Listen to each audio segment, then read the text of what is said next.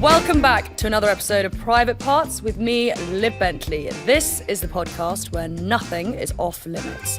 Today we have a very special guest who knows more about celebrity scandals than anyone, and it is Mr. Showbiz himself. Please welcome Dean Piper.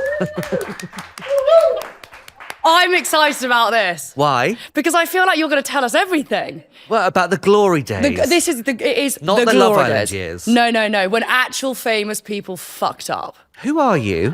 No, someone who's not famous, but I did fucked actually up. have to ask you if you were on Made in Chelsea Well, earlier. I was Dean- like, you still on the show? Or who are you friends with? Well, I had to admit the fact that I actually crawled back onto the show, along with a lot of the people you probably would know. Needs must. I know. You know, when the bills are running dry. I did consider OnlyFans at one point. I really considered this. What about your feet? Funny, I was just about to say that. Lily Allen can do it. I'm sure you can. But Lily Allen's making a fortune. Yeah. Okay, next week's episode. Get your trotters out. The one I don't like is people are calling your feet your dogs, which Ew. really upsets me. No. Anyway, okay, quick background into you. When did you start being a journalist? Like, how long ago was this? So I was at a local paper, obviously, like trying to, write about dogs crossing the road and all of that jazz.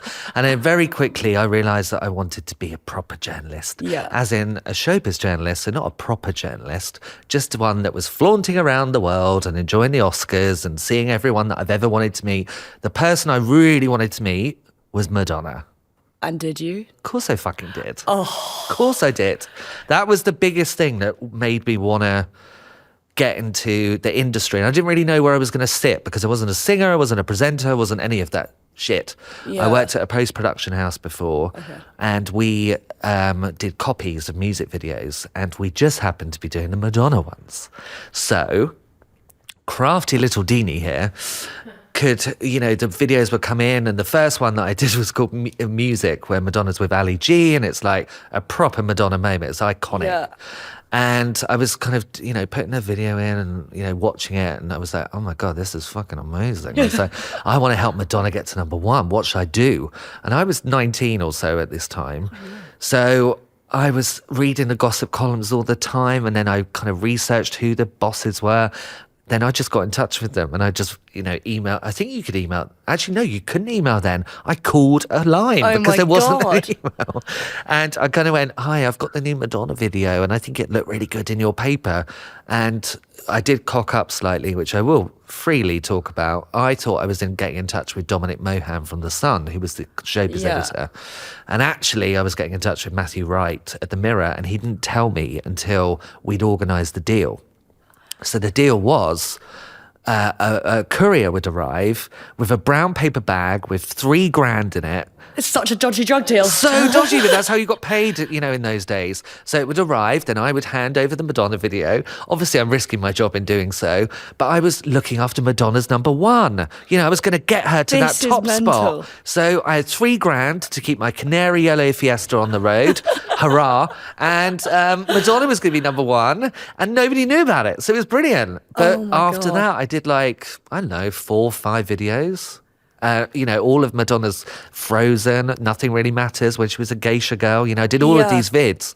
And then eventually, when I was at the local paper, it got to about 2000. The 3 a.m. Girls launched, which was a huge thing. Matthew Wright left The Mirror and moved on to do his TV work. And the 3 a.m. Girls were launched by Piers Morgan to be the snitches, to be the columnists, to be the meanies. They would say what was going on, and, they would deliver on the showbiz gossip. So I went in there covering for one of the 3am girls for 2 weeks from my local paper at that point. Yeah. And Piers and Kevin O'Sullivan, who was the showbiz editor then and looked after us, just took me to the pub and said, what you do with your life? And I was like, well, I've been doing journalism, but I failed law and I failed public affairs. And I said, fuck your law, fuck your public affairs. Come and work at The Mirror. You're in. And I just quit and went into... And that's how it started? That's how it all started. That's such an amazing way for it to start, isn't it? And then eventually I did, because obviously Madonna's PR team were freaking out because her videos kept leaking. And that was me. And eventually I did tell them. I mean, but to leak anything, a Madonna video is iconic. And it was coming from a little post-production house in Teddington. That was where globally her video was leaking from. That's amazing. But I was just wanting to help my queen of pop. And then so you did that, and then you worked at The Mirror for how long?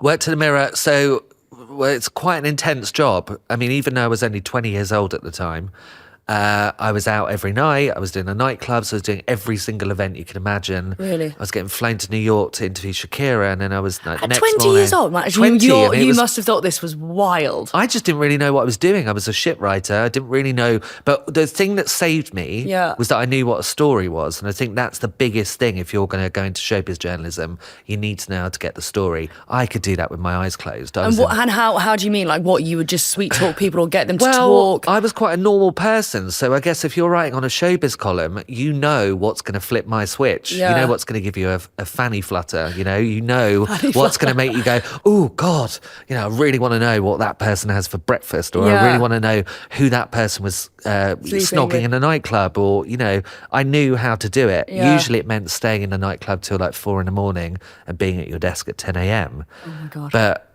I just got it.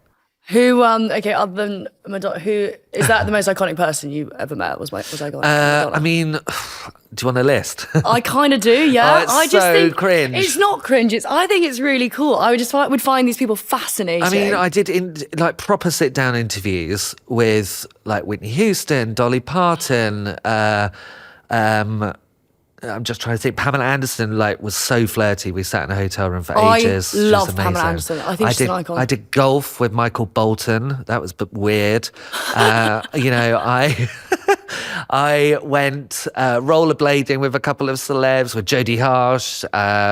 Eventually, I was at the Oscars and I was meeting Jennifer Coolidge before anybody realised that Jennifer Coolidge was cool. Why she's not in The White Lotus 3, I just don't understand. Because she's dead, no? I know, but I thought they'd resurrect her, or she'd come back to life or something. I know, but I just, I rate her. I love her. I feel like there's an opportunity for new ones to come through. Like Pamela Anderson could have been a really kooky little addition for that. Obviously Parker Posey is pretty fabulous this time around, but Jennifer will come back. She's got more gas in the tank. So when you were in the nightclubs and you were meeting people, what were you, does it work that you're sort of hoping one of them would be pissed and reveal some sort of story, or what I think in those days you kind of did hope that would happen. And did it happen quite a lot? Yeah, it did happen. But the thing about, which obviously some people will say otherwise, but it's completely true.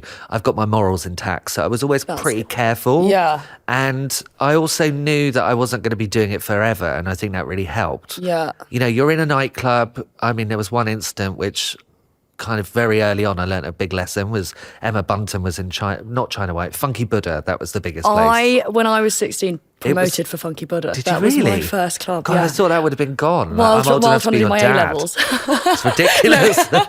But Emma was off duty. I'm pretty sure we were at a Puff Daddy party because he was always in there. Yeah. And I sat down with her. She used to smoke B&H, which I always found really okay, cool, she's a real person. You know what I mean? If someone smoked B&H, you knew they were all right. They're hardcore. Yeah, they're pretty hardcore. So we had drinks and had a chat, and I was 20 and I was completely fearless. I didn't really care who it was. And I wrote, obviously, we didn't have camera phones, so everyone was a lot more chilled. Yeah. And then I go into the bathroom and I text my mum and I go, Emma Bunton, Spice Girl reunion, B&H fags, pissed. And then the next day I'd wake up, because I was always pretty good because I didn't really party or anything like that. So I could always get to the next morning, even though I was 20 and I'd been out till 4 a.m, but I would have to be at my desk at 10. Fucking hell. And then from there, the story would develop. So you'd have, conference was always at 11. So you'd go in and present, the head of the department would go in, present everything to Piers Morgan and tell him what was going to be in the column the next day. He'd say if he liked it. Yeah. Then it'd come back. Then you'd have to work through the process of writing the story. And at that point, I was actually shit at writing. So I would sit there going, la, la, la, That's la. when you need ChatGPT or whatever it is. Oh, I mean, that was so far off. We couldn't even take a picture on our phone.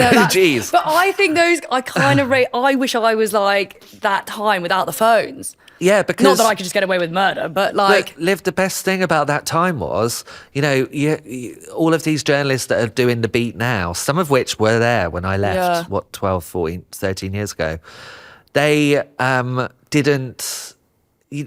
appreciate what we went through, because we would be partying with Leonardo DiCaprio on one side or Courtney Love. Yeah. She once took me into the women's loo with her, locked me in a cubicle, put her knickers on my head, which she insisted were new and clean, and then said, what the fuck do you want to know? And just interview me. And I'm like, Okay. But that is, I mean, in my eyes, that is proper journalism. Because I was saying this because we had Sarah Packer from the Daily Mail last week. And with things like social media, the news is already out there. Like, sitting on Instagram to stalk isn't, I mean, necessarily, there's nothing compared to that sort of journalism. I mean, social media is single-handedly, like, fucked every industry as far as showbiz is concerned. It's Japanese knotweed, so it's gone through the celebrities themselves, it's gone through journalism, it's gone through PR, I think. Yeah. And now it's kind of at the point where you're having to question the way that you work with celebs. I do PR now. Yeah. And I have had personal clients, but you get to a point where you have to really think about how you're doing it. You know, are you going to put the talent with the journalist now? Because it's kind of pointless. Yeah. The power of a celebrity interview is just gone. Yeah. Even, you know, who cares what Simon Cowell thinks? Who cares what Alan from The Apprentice is going on about? It doesn't give a shit. The reality of where celebrity journalism is, there's very few moments with celebrity journalism where it's agenda setting. And that's a huge change from where I was. Yeah. Because when we did an interview, it set the entire agenda for the week. Yeah, You know, it was followed up. It was the Sunday newspapers. It was the news to the world. I was at the Sunday Mirror. It was fierce competition of us going against each other. It was completely a different, like... Whole different thing. Yeah, a whole different planet. Because I wonder now, like, do you think you would enjoy it if you still were a journalist now? No, I would not recommend anybody to start doing showbiz journalism right now. Really? I think it's just a dying industry. And I think that... It seems a bit more, not vicious, but there's something... I mean, obviously, like, there is an element of bitchiness that goes with journalism. Like, well, you've we got do want need to talk about this because, right, I stand really in the middle. Sorry, I'm really like in a bossy mood. No, tell me. But I feel that with journalism, the thing is that these showbiz columns, because they've lost all of their power and because social media is so prevalent and so strong, the power to cancel or the power to actually break a celebrity or to make a film not succeed, it's not in the journalist's hands anymore. It's in the general public's. Yeah. It's in the social media. It's in these stupid trolls that are everywhere. And people jumping on different bandwagons. But they just jump straight away. We didn't have that. We didn't have that. Journalism and 3am in particular was so powerful. Yeah. If they wanted to go against someone, you know, I remember Lady Victoria Harvey and all of those it girls. That was my era. Yeah. We called Lady Victoria Horseface every week, and you know she hated it, and it was like got really dishy. We had Katie Price just emerging. You know, it was endless stories on who she was shagging and what she was doing, and she would literally, I think she actually spat at us one day. Really? Because she was just like, fuck off. Yeah, that was what she was like, and that's what it was like. Yeah. It was properly, you know, there was a clear fence between the celebrity and those kind of journalists. Yeah. And you don't last that long. I didn't last that long at 3am. I lasted for about a year, and then I had to go home to my mum and dad because I got put on gardening leave. It was all a bit weird.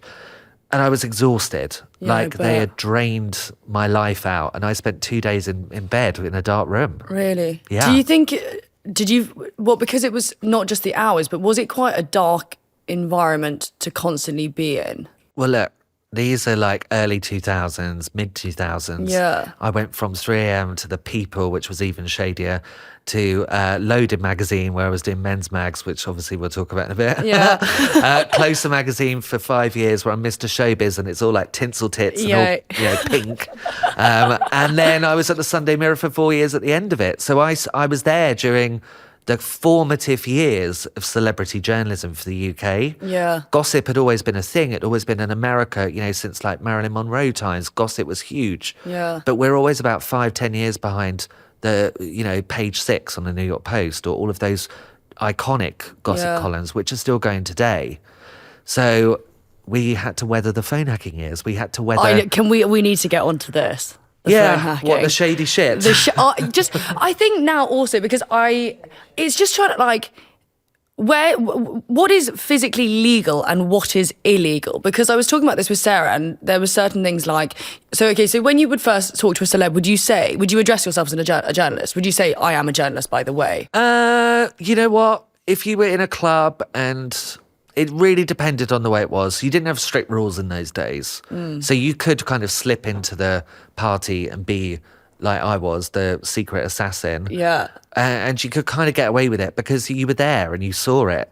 You know, we could say if someone snogged in a nightclub. We could say if someone had a pregnancy bump, we'd just write it. Yeah. There weren't that many rules. But obviously, as soon as things took such a dramatic turn and people realised that their phones had been hacked. So how, just for anyone who wasn't around, so when was this? This was... I mean, this is like what? It's probably early 2000s all the way through. Actually, no, it was from when I was there because I witnessed And so it. how did it happen? What started? Well, I'm just going to give you a little bit of a trailblazing moment. I did not phone hack, so I can own my own narrative and I can talk about this very freely. Yeah.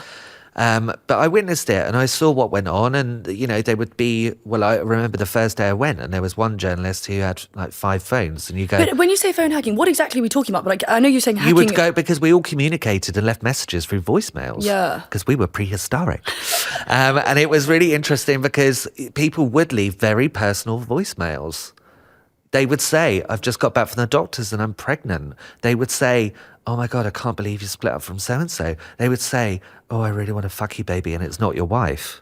You know, that was the thing. And so the amount of stories that came from phone hacking was extraordinary. It kind of gives me shivers thinking about it. I don't know why. Well, Just the thought of someone reading my WhatsApp girls groups. Just I know. the shit. Yeah, but even now, like, it still puts the shits up you and you go, oh God, maybe I ought to delete that. I mean, I think you have to look at the fact that the papers have paid millions, hundreds of millions now to people. And I think what's really interesting for me is that now that I'm on the other side of the fence and I've got people, you know, faces or celebrities that are my friends, they're my real friends. And when I've got out of the industry and I've spent this time with them, I've got to know a little bit about what phone hacking did to them. I've got one actress in particular, I won't name her, but, you know, when she was having she was in a marriage, she was very high profile. You know, her husband, they thought that the husband's dad was selling stories on them.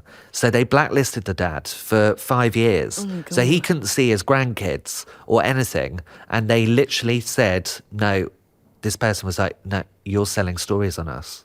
So it really deeply affected families. Damaging people. That's really fucked. I wonder if anyone do you think anyone who was taking part in any of that felt any form of remorse? No, or I don't. guilt? And you know what? I don't know. It's a bit weird. I write on Substack now, so I talk about those times and things that I witnessed and things that I went through, and I feel it's really fucking stupid that journalists that were there at that time have taken zero responsibility for their actions. But this is what I tried to ask Sarah about, is because we were talking then about... With all due Caroline, respect, Sarah doesn't really know what went on then. She's part of the current scene, and that's that I completely commend her. I don't fucking know anything about Love Island or whatever the hell's on the Daily Mail sidebar, but the reality was, when you look back at it, it was such a huge... You know, it was like Postman scandal vibes. Do you know what I mean? It was adolescence vibes. It was a huge thing. Like about proper... We had to have an inquiry, a Leveson inquiry that went on for years to go through what it was. And now, bit by bit, each of those papers is having to pay millions. I've got friends, you know, they're literally getting like hundreds of thousands of pounds. They're all like, thank God for phone hacking. Really? Yeah, but the reality is it messed so many people's lives up. Who do you think, can you name anyone who you think it really actually damaged? I probably shouldn't. I probably won't. No, I can't. You can't? No, I can't. But I'm talking fashion designers, I'm talking singers, I'm talking actors across the board, both male and female. Some of them, you know, it went to the point where, you know, they were so blue. I mean, I don't know about them, but now, like, when journalists take someone to town, the sort of, when there's like the backlash or they get something wrong or anything like that, there is never any like apology. And like a bit like with Caroline Flack, did journalists ever apologise? I know this is a whole different time, but like, did anyone come forward? Because they were very quick at the time to suddenly slate her. And then afterwards it was like, well, no one's now saying they're sorry for what they did. They're then pushing out that, oh, be nice to everyone. It's like, well, hang on. Do you know what I mean? I mean, look, I do the PR for Flackstock and I'm really in with all of those guys, and I work with her mum and her sister. And there were a lot of people that just didn't take responsibility for what went on. Caroline had this infectious, amazing way of working, and she really did. She was friends with Yeah. a lot of journalists that were all across the board. Of course she was. Was she going to hang out with them and party with them and go out with them? No, of course she Yeah. wasn't. You know, she was very contrived in what she did with that, but that was just the way Caroline was. She hated confrontation. She was always a great girl to be with. Yeah. But I think, you know, I think there was definitely a line with who her real friends were. Yeah. I wonder if, do you think... And I'm not saying that I'm a real friend. Yeah, like, yeah. we were friends, but again, I didn't have that relationship with her. Yeah. But I had a deep respect for her. And obviously, when I began in journalism and then I was on Extra Factor with her and I was doing stuff, we were in each other's company a lot. Yeah. Sorry, when the phone hacking was going on, did you actually think, hang on a minute, I'm not sure I want to be even associated? I didn't. Well, when I was there as a journalist, I didn't really know what was going on. There was Yeah. one moment where I did work out what was going on, which was when there were lots of editors that were all kind of around and we were all sat there, and there were only very few people that did the phone hacking. Yeah. And they would kind of do this thing on the phone. I think they did the number the same time. One went through and then they'd have to know the password, which God knows how they got hold of. And the person that they were trying to hack picked up the phone, and she's very high profile, and you'd know who she was. And she just whispered really, really like mean. She went, I know who you are and I know what's happening, and one day I'm going to fuck you up, and put the phone down. And everyone just went white, and I went, Savage. but then other things would happen as well. It was like, you know, we were talking earlier about when I was at the People, and the editor said about Tracy Shaw. Yeah, so for anyone listening, but backstory, Dean was asked to do something shady. I'll let you explain. Yeah, the rest really of the story. shady. And also, I was so glad of the way that I acted with that moment, which was the editor says, Tracy Shaw is going to be at this, what's that fitness retreat everyone goes to? It's really chavvy. Champneys. And they always offer me hotel stays. She was in Champneys. Yeah. That fabulous fitness retreat, which Liv loves. And they said, Tracy's going to be booked there, and we booked you the room next door, and we're going to have a bunch of flowers and it'll have a bug in it. And we want you to deliver them to the door, and then we're going to have you next door, and then you're going to listen to everything that's said, and you need to write it down. And I went, huh? I went, no fucking way. Well, but now when I reflect on that, Tracy Shaw was going through her addiction battles. She was extremely high profile. Like when someone's mentally really like not there. There was zero morals. Yeah, it was out the door, babe. It's not like now at all. They didn't care. And to be honest, when I reflect on that and I look at someone like Tracy or Jessie Wallace, Martine, who were all like these pawns for the papers to work on, I'm surprised they're still around. Even like Melanie C, like she's a good pal of mine. I worked with her on one of her albums when I started in PR. She's brilliant. And we were talking about social media because, she struggles with it. And I think a lot of stars do. Yeah. They'll have people running it. And she was like, if social media had been there before, I'm not sure I'd still be here. Fuck. Because that was the amount of pressure. But the reality was the pressure in those days for those stars was about what venomous journalists would write about them. Yeah. Melanie was going through that whole time. Do you remember she put on a bit of weight, she cut her hair off, she was really struggling with everything. Everyone called her a lesbian. And it was like, hang on a minute, guys. How is this? Yeah. Well, you wouldn't be able to do that now to start with. But also, it's none of our business if she is or not. Not that she is, but it was so damaging, and it was like attacking people just for an inch. And the worst thing was that if we got the good story, Liv, the paper sold well. So the machine, that machine back then about sales is where we are now with social media. Yeah. If you look at Snow White, the public decided, oh no, this is not right. Too white, we don't like it's it. too white, we don't like it. Yeah. They've nailed it. But it is mental, like the ability that we now all have because of social media. Like it is like the cancelling situation. Yeah, but I feel like the general public need to start accepting their own responsibility of what they're doing to people in the public eye's lives. I'm sure you've had trolls before. It really, really affects people to the point of nobody has got a thick skin. It doesn't matter who actually, it is. you really don't, especially if you suddenly click on that Daily Mail comment section. Like, that can fuck you over. Well, that's just silly. Isn't it? Come on now. I certainly don't read it. Well, I mean, do. I actually... I get sent it. But, people like the Daily Mail, I remember like Cara Delevingne had this awful nightmare where, she was I'm very good friends with those guys, the girls, and the Mail wrote the story. And when she was a bit fucked up. well, no, there was the plane thing, and that was Yeah. obviously her turning point. But then there was another thing where she was at a party, and they just insinuated like she was great. She's sober, she's clean, she's happy. And then I went on the comments. I just went on just to look at what people were saying, and the comments. The top one was like, "Oh, she's on ketamine again. Oh, she's doing this. She's such a fuck up." And I actually emailed the Mail online. Did you? They've got a moderation team that look after this, and I just said, guys, I'm going to be really upfront here. Yeah. You need to start doing your job better because this is just fucking completely out of order. And it actually totally isn't fair. And especially not when fair someone. because- But it's almost a bit like, Kate Moss recently was filmed at a That was fashion sped up. show. I mean, that was just so stupid.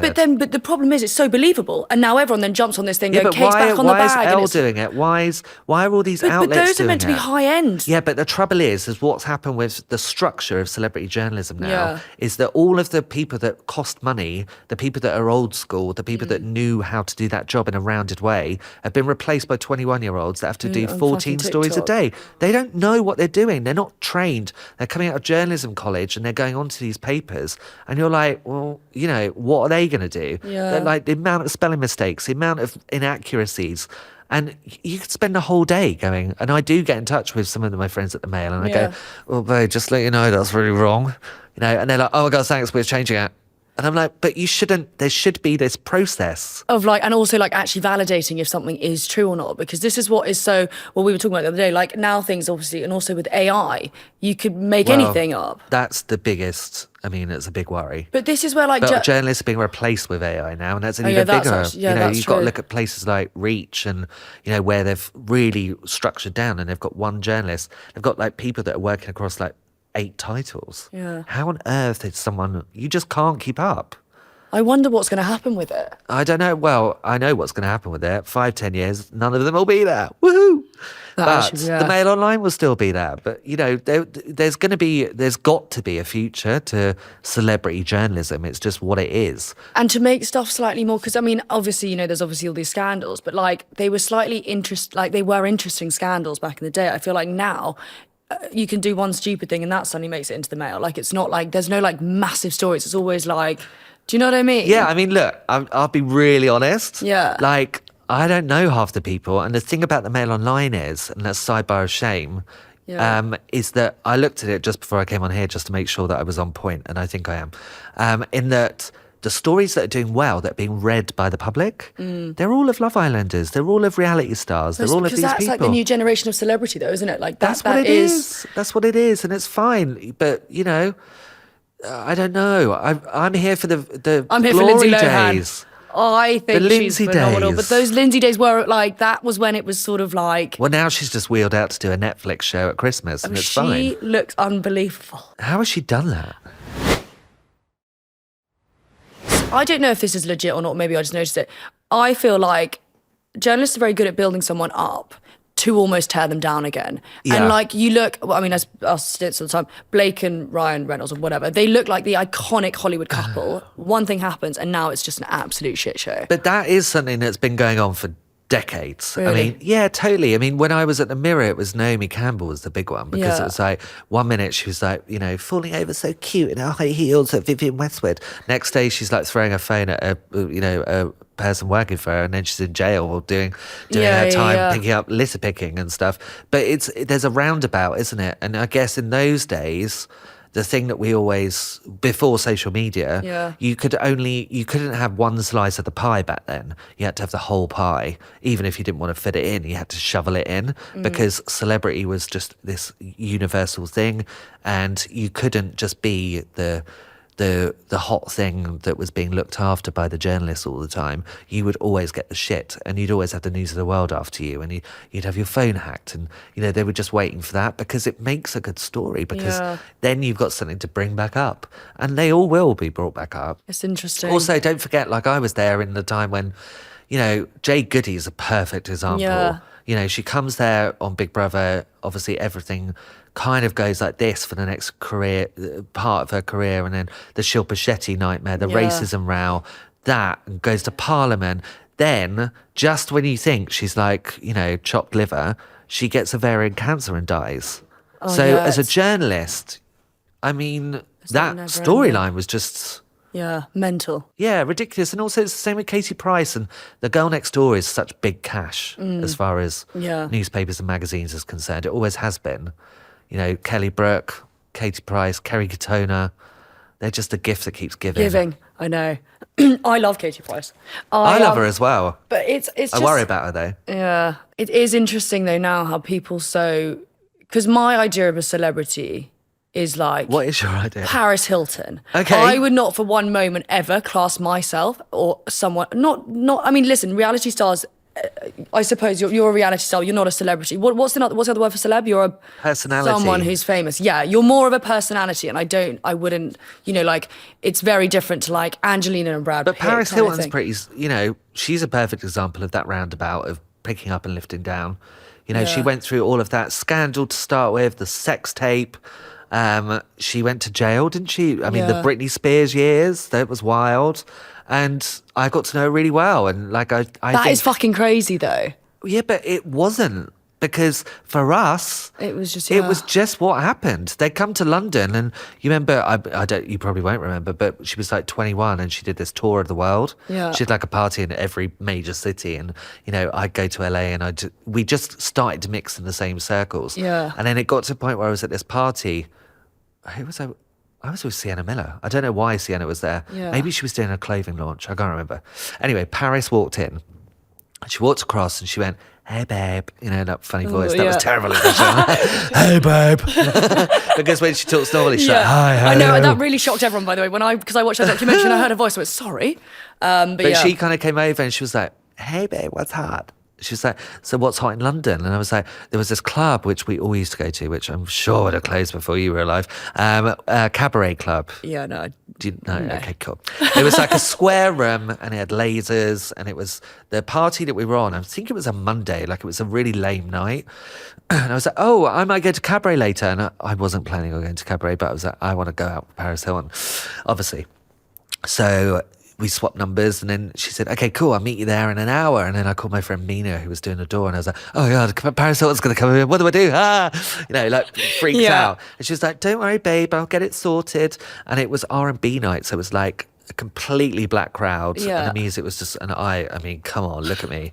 I'm not really made for that kind of night. I love the music, but no, I just look really out of place. But anyway, I was like, I'm going to meet Paris Hilton, we're going to go in. So we go in, and Mina escorts us to this table, and we looked to our right, and there's someone sitting there, and I was like, oh my God. And Paris went, oh, hey. And it was Prince. And I'm like this going, oh my fucking God. I was like, what? Oh my God. And Paris was like getting loopy, and I was like, okay, we ought to order drinks. And Paris looked at the barmaid and went, a bottle of absinthe. And I went, huh? Like that. And so this bottle of absinthe just arrives on like ice in like a bowl with like 2 shot glasses. And I'm like, oh God. Oh, no, So don't. we start drinking absinthe, and I don't really like, obviously it got completely like Kylie and Moulin Rouge, Green Fairy. And then she goes, let's go to the DJ booth. And I went, okay, cool. So we make our way through the crowd and get behind the DJ booth, and she goes, introduce me, and gives me a microphone. I went, what? She said, just tell everyone it's my birthday. I went, and I'm looking at the crowd, and they're all like going, you know, Yeah. dancing. And I went below and got their thing. Ladies and gentlemen, introducing Miss Paris Hilton. And gave her the mic. She went, hey everyone, it's Paris. Just wanted to say, Prince is in the house. It's my birthday, so let's play Black Sweat. The song comes on, and we've got bouncers taking us back to the table. We get back to the table, and I go, oh, Prince had left. No, don't, mortifying. I was like, oh my God.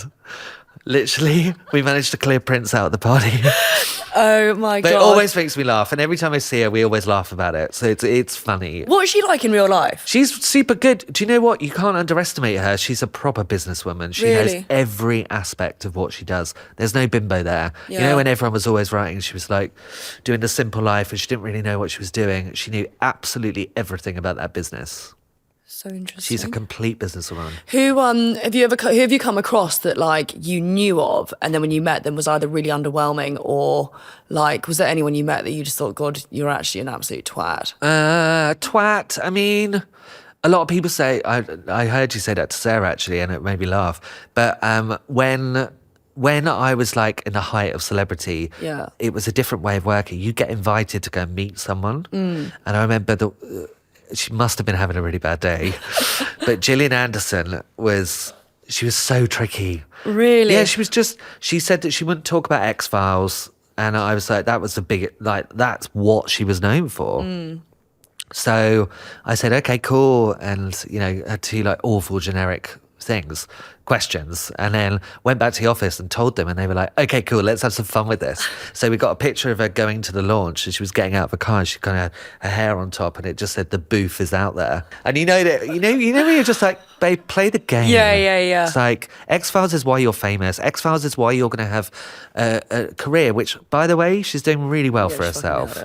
But there would be people that had a bad day. There were people that you'd sit with and you were like, okay, they're a bit homophobic. They don't want to sit near me. 50 Cent and Usher. Like, no way. And then you do a picture with them and I'd be like, oh my God, that's so fake. Oh my God. And like, And then there were people like Dolly Parton that you meet in real life and you're like, this is absolutely mental. That is unbelievable. Oh God, it was a lot. Really? Yeah, because it's like you're meeting... You just don't ever think you're going to see them. Now that having had this conversation, sorry, you're talking about people that are genuinely famous. Like, it's just like it's a whole different ballgame. We all shit. They're real humans. Yeah. The Madonna thing was really funny. And actually, it's down to Claudia Winkleman that I met her. Because Claudia knew her because her husband was producing a film and we were at Claridge's and it was all really posh. Yeah. And Madonna's PR team would only ever deal with The Sun. The Mirror would never get a look in. Yeah. So I was never allowed to do an interview with her. And Chris Tiquier, Claudia's husband, was like, have you met Em? And I was like, Em? I was like, you've got to be kidding me. And I'd taken a friend with me and Claudia was like, oh, let me sort it out. And she just went over and just talked to Liz Rosenberg, her PR, and was like, okay, we need to get this guy to meet Madonna. And I went, are you joking? So I went over and I'm like standing there really nervous. And then she just turns around, she's like, hello, I've heard that I'm supposed to meet you. And I was like, hello, Madonna. And then we kind of had like a chat about WE, which was the film she was doing. And at the end, I said, I'm just going to say this because this will never happen again. I was like, you basically raised me. And she went, what do you mean? I was like, well, obviously my mum was there, which obviously my mum had a huge issue about. Yeah. But you were the one that was guiding me through. And I was, coming out as gay and I was learning who I was. And I was selling your videos. I mean, she was with me all the way through. And then she said, she actually leant in and whispered, she said, would you like a picture? And I went, oh. So she leant in, we turned, did this picture, and then the next day her PR got in touch, obviously he loves The Sun, and said, hey, hi, Dean. Her name's Barbara Shireen, she's amazing. She went, obviously you can't use the picture in the column at the weekend. Yeah, it was just for personal use. And I went, I'm very sorry. I sent her an email, I just said, I'm very sorry, Barbara, but I don't give a shit. I'm using the picture. I was like, it's just done. It's Madonna. That is a real celeb. And also we met people like Britney Spears. I mean, that is crazy. But did you ever like build relationships with anyone that you were like, you know what, actually, even if there was a story, not that you would write it, but did you ever have a relationship with anyone that you thought you'd not want to protect, but not sort of go ham on almost? I think there were people towards the end. So when I'd kind of done a good decade or so, and it was getting towards where I was at the Sunday Mirror, I would thoroughly protect people. And actually, if they had a story that was going to break, or if they didn't want it to go into the news of the world, they'd call me and say, I've actually split up with so-and-so, could you just write it nice? And I'd be like, cool, I got an exclusive and I got to look after them. But then, once I'd kind of realised that I wanted to get out, then it got tricky. Because you're friends with celebrities and you're going to weddings and you're doing stuff. Do you know what I mean? And you know that you need to... The editor's calling, going, where are you? And I'm like, I'm in Spain, but you're actually in Marrakesh. And you're like, so yeah, I'm off. I'm not here this weekend. So it did get complicated. And I knew I needed to get out. Yeah. It must be quite hard, because it's such a weird, like when do you... Because as a journalist, you're probably always constantly thinking about the story. Like that's what's... You are. I think I was able to shelve it. I mean, really? As I said earlier, I think there's a couple of female journalists who were there when I was there, and they're still doing it now. And I'm like, how the fuck are you still doing that? What do you think the difference is between male journalists and female? Well, I think there's a difference between a gay male journalist and a straight male journalist. Because I think in the old days it was really different. The Sun and the Mirror were always pitted against each other, so it was very it was competitive as Yeah. hell, and that was really tricky. I think, I don't know. I think it just depends to the person. Yeah.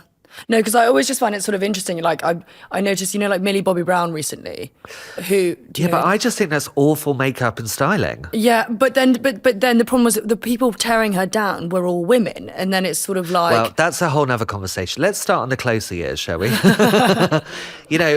When I've done a lot of writing on Substack, so I found it a real cathartic process to look back at what we did. And I was basically the only man that was there. do you just out of curiosity look back and is there anything you're not proud of? There's not really. There's a couple of things. All right, there's two things. One thing was I had a hangover and I went to Closer magazine, and it was when all celebs were really skinny. Yeah. But not for Ozempic. We didn't have Ozempic then. We just stopped eating, or we did drugs. It was a lot more fun. Anyway, and the pictures came in, and I'd interviewed Keira Knightley at a party the night before, and she was Keira's always been like that, by the way. She's she always had legs, but her upper torso was very slim, and she just wore the wrong dress, and she had bones. And Tori Spelling was there. She was super anorexic, like she was struggling with everything going on in life. Nicole Richie, I mean, those years, she was tiny. I'm not sure if you remember that. No, I do. And I had my shades on, and I was in conference, and I thought nothing of it. All the pictures spread in front of me, and I just went, like, with my can of Black Doctor Coca-Cola, I was like, ugh, bones are back. Thought nothing of it. The editor went, exactly. Oh no. She put it on the cover. Bones are back. We sold over 1 million copies. And that was because of my hangover. Oh my God. There were things like that where you just started to realise. Well, actually, at the time I didn't really realise, but reflecting, you realise that you were shaping a conversation and a narrative. And had such control over all this stuff. We had huge amounts of control. And Closer was a magazine in particular that was what a female celebrity looked like and what their body looked like was our conversation. We would write how much they weigh.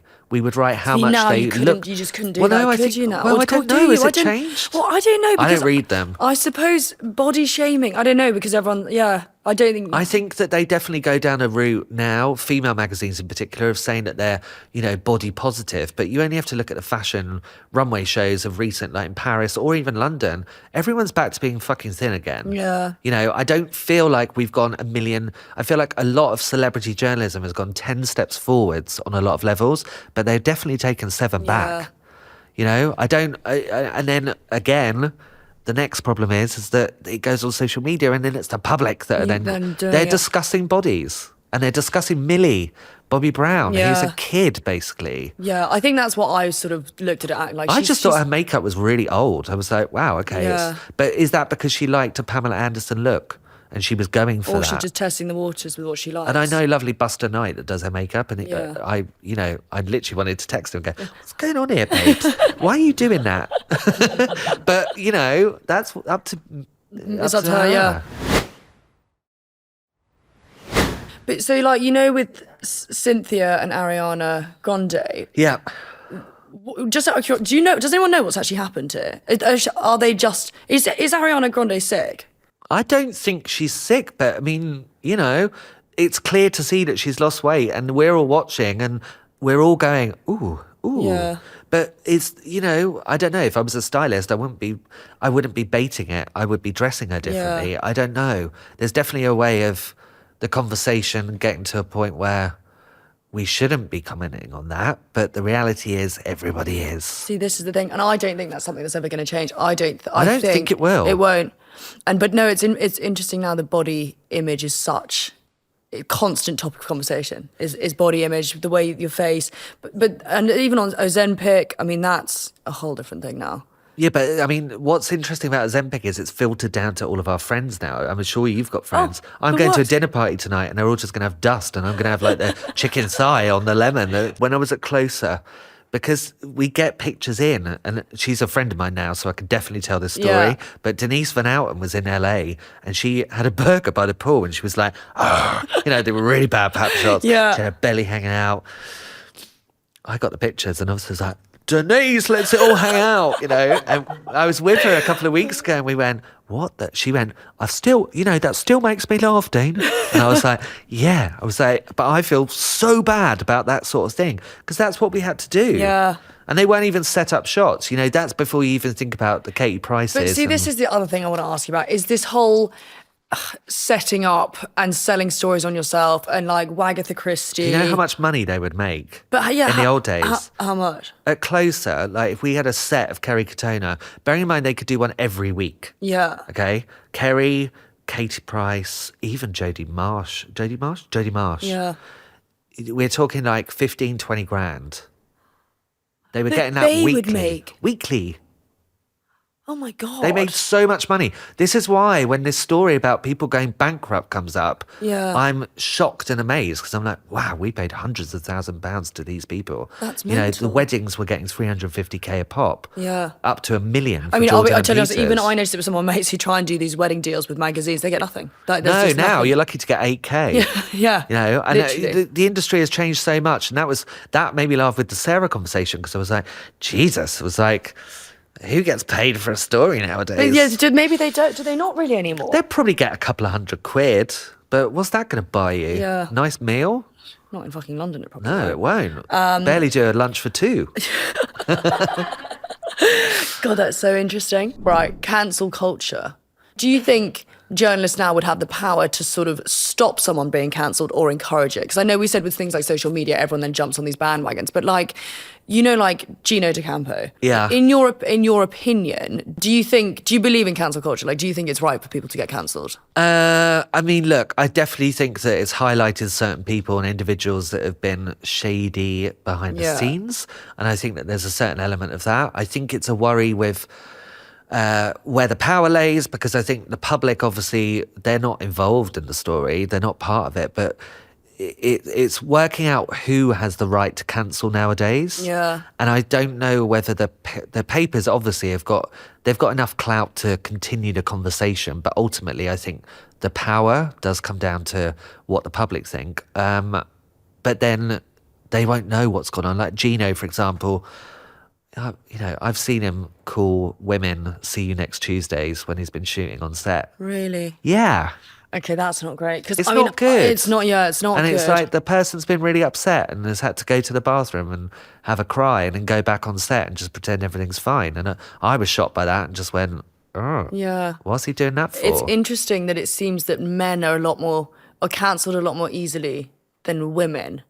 Like I'm trying to think of anyone who's like Ellen DeGeneres and J.K. Rowling, I suppose, would be two big ones. But other than that, well, look, I think in general, I think when it comes to cancel culture, there is gravitas for the scenario. You're never cancelled for nothing. Yeah. I think that there's the good thing about social media and things like that is, or, you know, the Me Too movement with what happened to Harvey Weinstein. Yeah. Everyone finally was able to talk about it. What happened with Philip Schofield? Everyone finally started to talk about what was going on. What happened with, oh God, what's his name? Hugh Edwards. No. Hugh Edwards is like,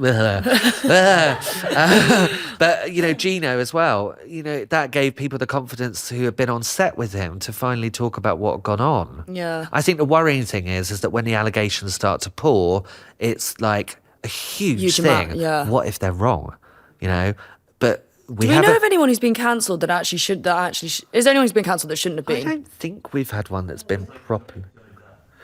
Okay, right, actually, I do the PR for his art exhibition in New York, Do so you? no comment. Okay, but I was firstly gripped by that fucking documentary. I watched it watching live. Did you? Yeah, I watched the when it all happened and yeah. they did the verdict. But it was fascinating. It was fascinating. But then Johnny is probably one of the last celebrity interviews that I was enthralled by, which I think he did Rolling Stone. Yeah. You should look it up, anybody. It's wild.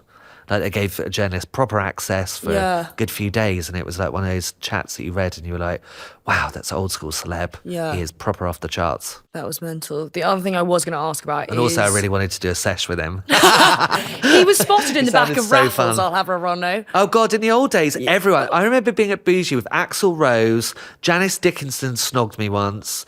Puff Daddy, obviously, because Puff Daddy went to everything. It wasn't like one of those dodgy photos, baby. Not that I will reveal.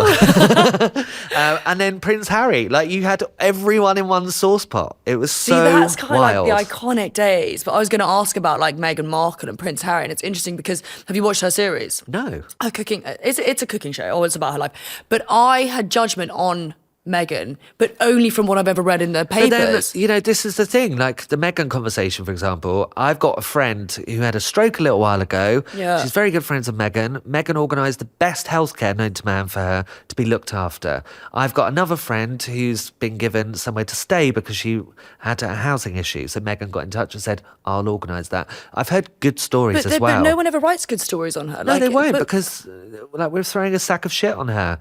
The British public, like, I'll go on the other side for a second. Yeah. She's obviously completely shredded public opinion. Yeah. She was awful to the monarch before she died.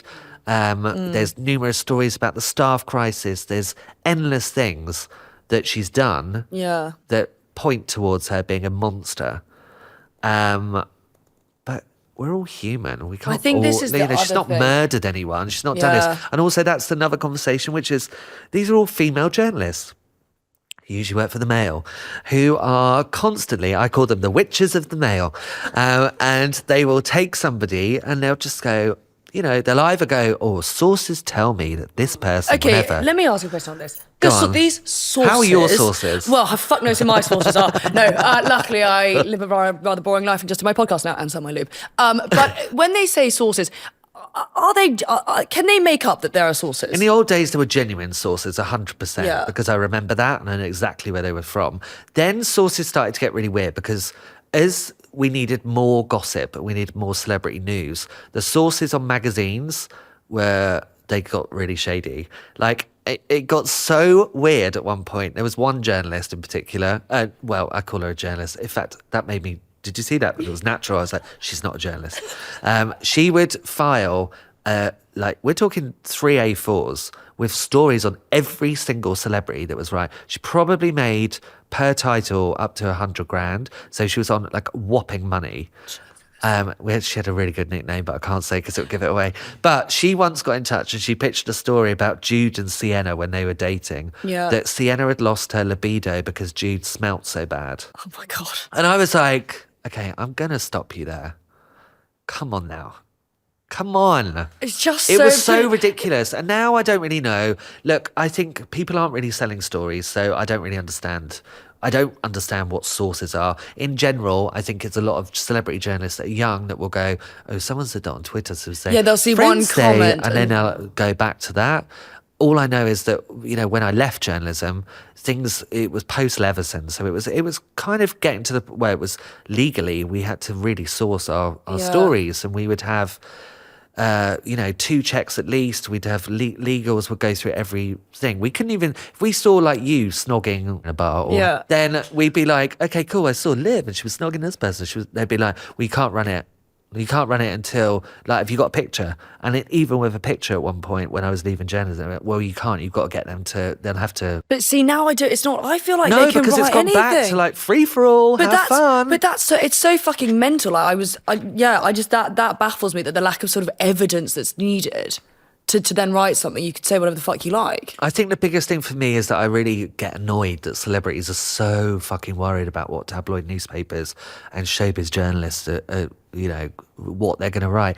Who gives a shit? I do personal PR now, and the people that I'm putting out there and doing interviews with, I'm doing a lot less interviews because I'm like, why put them with a journalist? It's not worth it. You might as well do a podcast. It's long form. Then you can hear the conversation, and then the journalist or the witches of the Mail, they can write whatever the hell they want anyway. So who cares? They can always go back to the source, a bit like what we're doing, and they can go, okay, that's the context that was said in. Yeah. So stop worrying about it. Who gives a shit? Just do the Sun. If you really want to do the Sun, do the Sun. Yeah. But it's all chip paper and it's all a load of bollocks. It is, yeah. And there's so... It's Am I allowed to swear on this, by the way? Oh my God, I say cunt the whole time. Am I a bit late? No. This is swearing and everything. So as the Diddy trial is coming up, what do you think is going to happen with all of this? Like, do you think this is going to be like a massive thing? I mean, I think it's going to be a huge news story because it's originating in America, and I think that they're possibly going to treat it a lot more seriously than what we do because he's not American. We don't care that much deeply about him. He's not one of us. But it's going to be really intriguing because of the people that are going to be called. Do they, just out of curiosity, so when they call another celebrity, that celebrity has to go, right? I think in America for sure. Yeah. I mean, look, it depends how deep you're involved. I mean, look, from personal experience, I'm so pleased that I wasn't ever at a party that was like that. I went to a few weird parties. I'm sure that I was on his yacht at Cannes at once. Oh my God. But he would, it was wild. But he always huge entourages. Do you obviously, because Justin Bieber's constantly in the Daily Mail, and obviously well, not Daily Mail, just in the papers, and at the moment he obviously is looking rather dishevelled. Do you think it's to do with any of this Diddy stuff? I mean, I don't know, but I find it really weird that we're all, I don't know, poking at Justin to just find out what's going on in his life. We don't know what's going on. He could have just not had a shave. Yeah, but he had that illness not that long ago. Yeah. Maybe he's fucked up from that. We don't know whether it's to do with the Diddy thing. He doesn't look his best, of course, but I don't know. There's so much speculation, and the reality of someone like Justin, you'd hope that he had his group and his real friends locked down. And also, for every bad picture you see a picture of him with Hailey. Yeah, it's weird, but this is the power of fucking... No, of course it is, but then there's people like Cara who, you spend time with and you know where she is in life. And then I read the articles and I'm like, well, they don't know what they're talking about. I think it's really sad, celebrities who've potentially gone through a really hard time and they've been pictured doing one thing or something else and then have done, for themselves, worked really hard to get to a certain place, but then to get torn down again when they're not. Does that make sense? Like, Cara's obviously smashing it and she went through, there's probably reasons behind why she was the way she was. But then, like, if someone writes about her now in a negative way, it's probably like, for fuck's sake. Yeah, but in some ways, when you get to that level and there's that much stuff being written about you, you kind of don't give a shit. Do you think celebrities read? Like, those sorts of celebrities actually read? I know some do, and I know, like, some are obsessed with it, but the ones that are going to get through it and the ones that are going to have their personal life and they're going to be able to move on and just enjoy life, they're the ones that just don't do anything. Fuck. No, they won't have anything to do with it. All of their commercial deals will be done on social media by an assistant or a press person.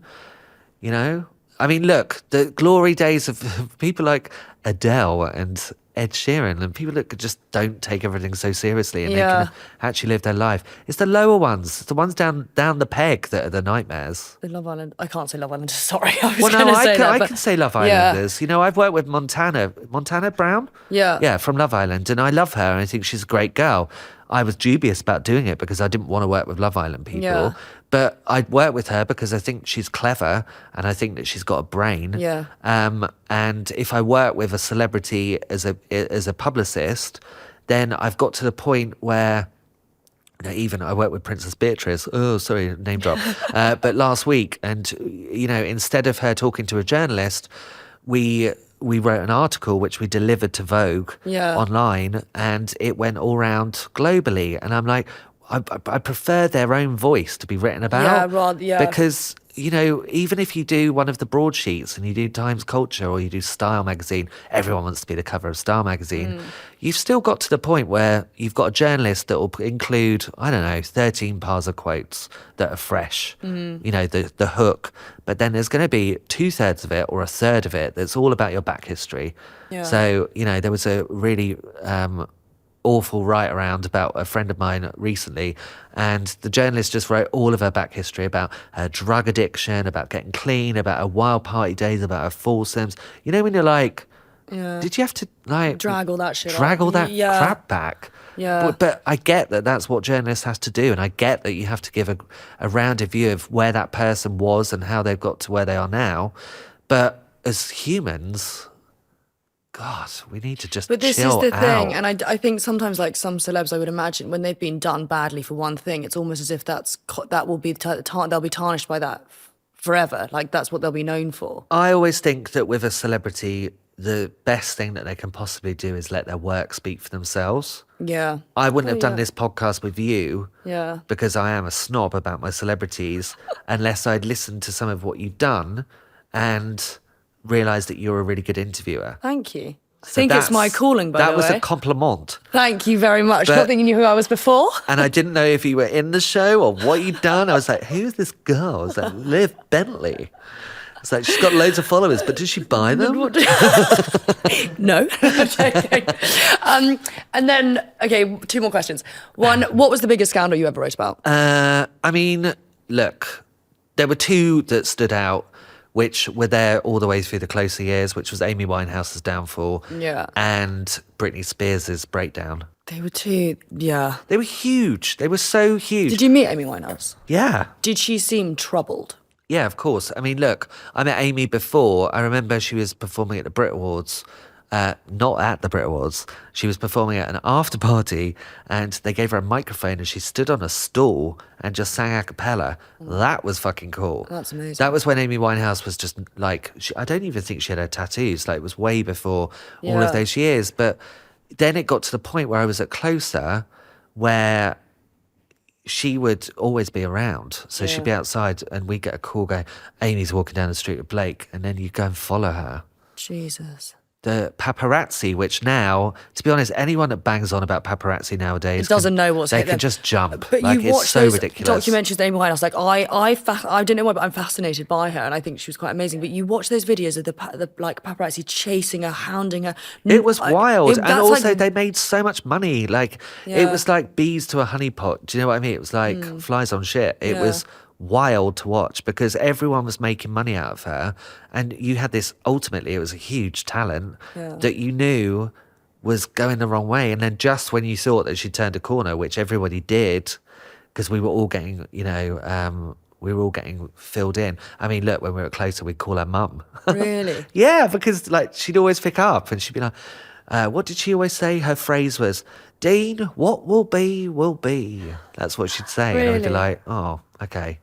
But it felt icky. Yeah. You know? And then I remember when she died, like, I mean, God knows, because I think I deleted my Twitter at that point. But, we broke that story on Twitter. That was when it started. Do you know what I mean? Yeah. Because they hadn't even worked out how to break stories online and to capitalise on it. And everyone was a bit unsure of what was going on. But that was it's really bad to look back on it. God. Because there was a complete moral dilemma. Yeah. And everyone ignored it. Everybody fed off of Amy Winehouse. It's a bit sick, isn't it? It's like when you really think about it, you're like, yeah, it's an addict. I'm sure you've got friends. I've got friends that are in recovery who have been addicts and are addicts and are living like that. but Could you imagine sending that round to one of your mates? No. It just wouldn't be the way you would have ever done it. Yeah. And in some ways, that was the same vibe with Caroline and, those last few weeks before she died.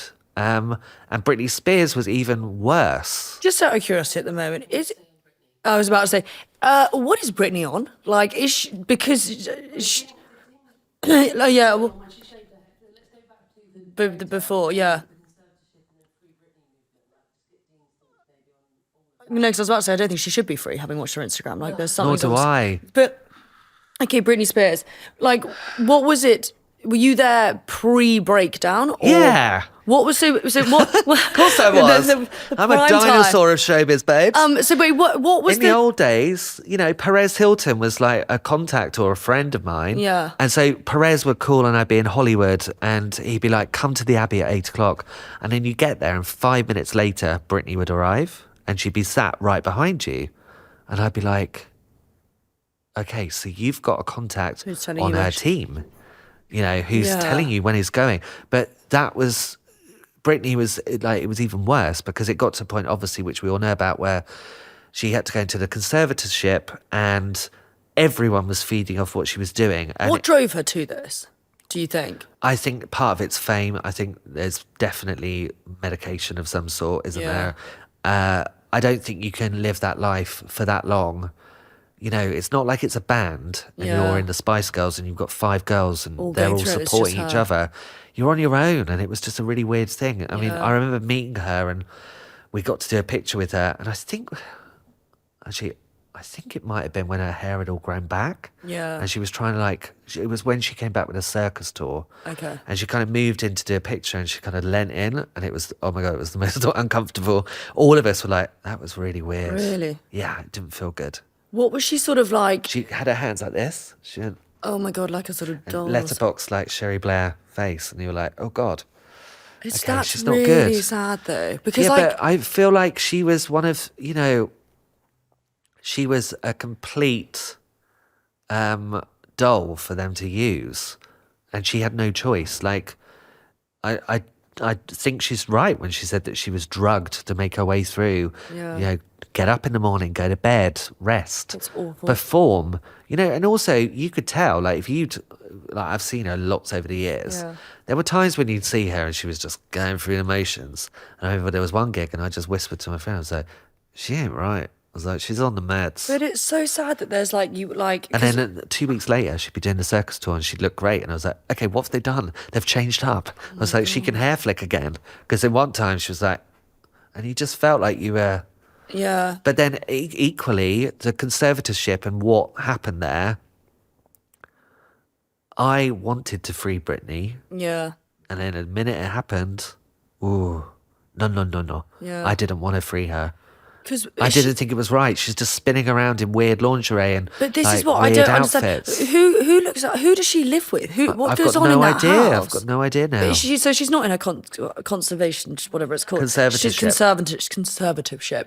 But it's just like, it's really sad. It's really sad, but I kind of feel like fame is an absolute beast. The devil at that. I mean, at that, I don't know how. I honestly, I couldn't. My worst nightmare. It is my worst nightmare to ever be something like that. Like I think the darker side of fame is greater than the positive side. Yeah, it is. At that level, like it's just. And the worst part is, you get sort of not the reality stars are big, but we don't have that. This is someone with talent. Like Yeah, but then there are talent. celebrities that are that big that can do it. And I think a lot of it depends about the people around you. A lot of it Yeah. depends where you are mentally to begin with. Yeah. And you kind of have to just go, oh, well, if she hasn't got the right people. I mean, the family is leeches. I think that's the saddest part. And I don't know if she'll ever come back. Who knows? I mean, she'd be perfect for an AI remix. At least she gets something out of it.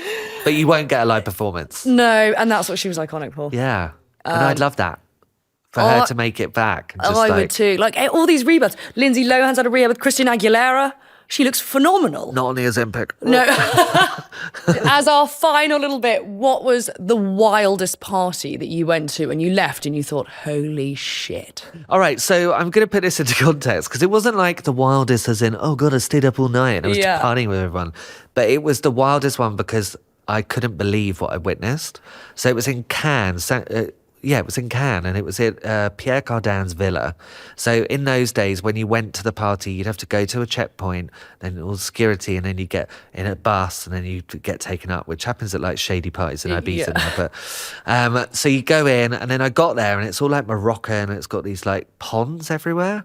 And I walked in and I knew straight away that it was going to be good. Pamela Anderson was just in a thong and a see-through caftan in her heels. She just starts walking down the steps into the pool.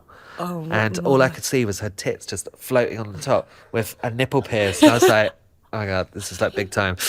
And then things carried on and was invited by Trudy Styler, Sting's wife, to go. It was for her foundation. And then they said, all right, the performance is going to take place now. And so Sting gets up, which is like pretty mega. But then he starts doing Lady Marmalade. Patti LaBelle arrives, okay, the originator, and she's like, Ledge. Then Ricky Martin gets on stage. No, stop. Then Bono. And they're all just like doing, Bono's No. like, voulez-vous que j'aie avec moi ce soir? And then Ricky Martin's like, and you're going through, and then the party, you were talking to like Melanie Griffith one moment, and then you're like real This celebrities. iconic, yeah. Dustin Hoffman, like really big names that just blew your mind. Because when you leave that kind of party and you go home, and you're like, okay, God. how did that happen? Or the second one is, I managed to get in 1 year to the Vanity Fair party, Yeah. uninvited, which was, I arrived in a yellow cab, because that's how all of the celebrities arrive. Get out. And as I was walking in, Alec Baldwin was walking out. Oh my God. And I just didn't really know what to do. So I went, oh my God, Alec. I was like, I've not seen you since London. This is amazing. Well done tonight. He was hosting. And I was like, oh my God, it's so good to see you again. Gave him a hug. He was like, oh yeah. So I was like, yeah, do you remember that night? It was so wild, wasn't it? It's like, yeah. It's like, you going in? I was like, yeah, I'm going in. So I go in. The security had seen that moment. And so I go behind and like Richard Arnold's like on the red carpet. And who was he interviewing? It was like Tom Hanks. And this is like, you know, the UK's they're watching Good Morning Britain or whatever it is. And I swan in, no word of a lie, going, posing, and then they just let us in. And I'm like this. God. And then within a couple of minutes, it's like Peaches Geldof, God rest Yeah. her soul, was still there. So she was with me and another journalist from The Sun, actually. So we blagged it in. Obviously, it was like you could write the exclusive. You know, Jeff Bridges had won Best Actor. He handed us his Oscar as he went spinning Maggie Gyllenhaal around the dance floor. We're talking to everyone from like Sacha Baron Cohen to we held the best Oscar for the best costumes. Do you miss it? Do you know, I miss those days. Yeah. But the reason that I left was because of social media, the Kardashians, the fact that the headlines had been written before I even left to do an interview. Cheryl Cole, you know, I mean, it was like I go to interview Cheryl and it was written before I even did That's it. a question on Cheryl Cole. You know, years ago, how she was in hospital with malaria.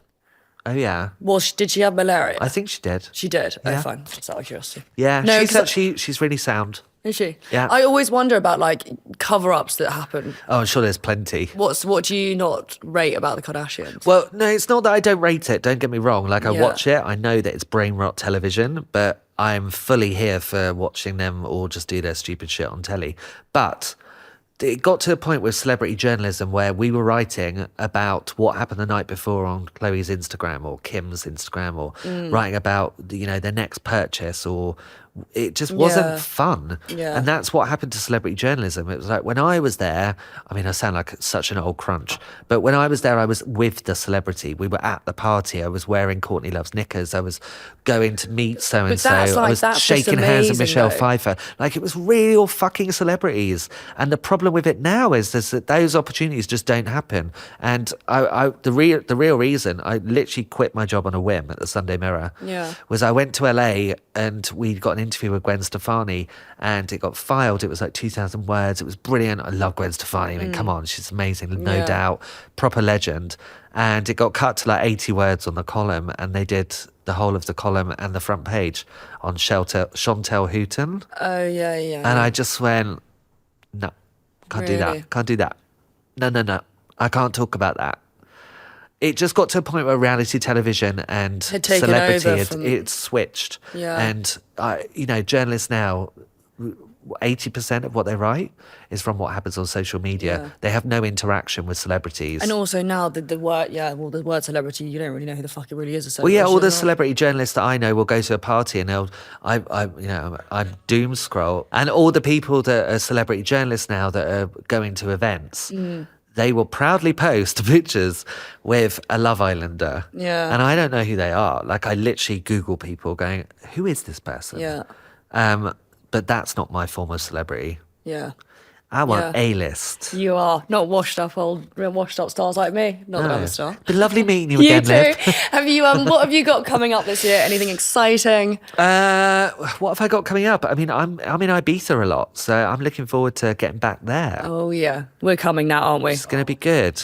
And I've been writing a lot on Substack, so I've done a lot of writing about the old days. Yeah, so, the golden days. Going to Katie and Peter's wedding. Lols. Katie Price and Peter. Yeah. Sorry, I just didn't know who you went. You went to their wedding? Yeah. Oh my god. But go to Substack, you can read all about that. Okay, amazing. We'll save a little juice. Thank you so much Thank for joining you. me. That was amazing. Deep Piper.